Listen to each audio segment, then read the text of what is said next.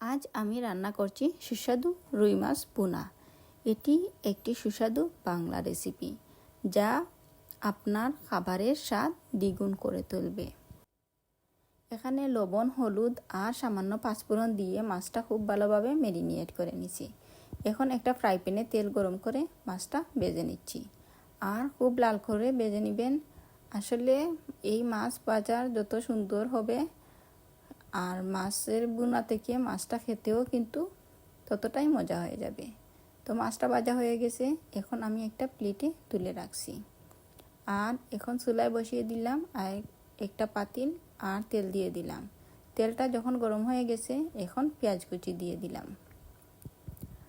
আর পেঁয়াজটা বেশ কিছুক্ষণ ভেজে নিব, একবারে কম আছে যাতে পুড়ে না যায় কিন্তু অনেকটা নরম হয়ে আসে। এই তো পেঁয়াজটা নরম হয়ে গেছে, এখন রসুনের পেস্টটা দিয়ে দিব। আর পেঁয়াজ রসুন এখন বেশ কিছুক্ষণ ভেজে নিব।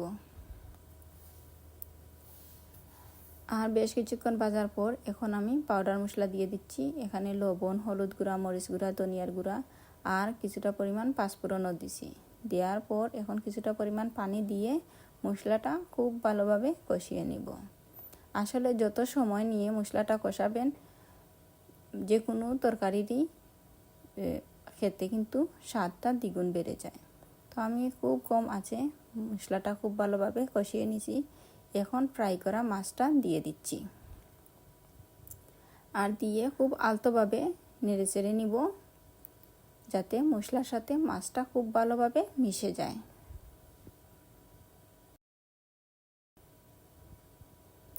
আর এই তো মেশানো হয়ে গেছে।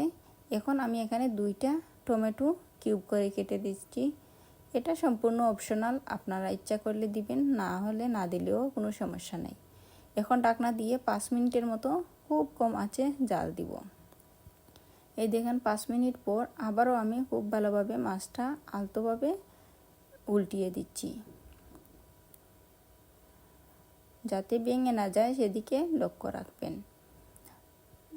এই তো সম্পূর্ণ মাছগুলো আমার উল্টিয়ে দেওয়া হয়ে গেছে।